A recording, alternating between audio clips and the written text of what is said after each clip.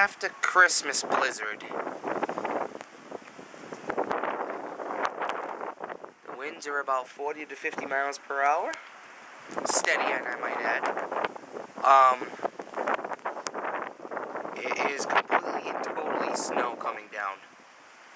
It's like sheets of snow. We don't really have that much covering the grass for some strange reason. I don't know why. But as you can tell, there is drifts.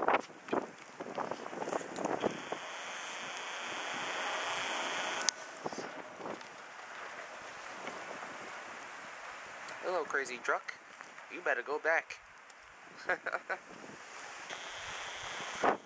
Whoa, is it windy?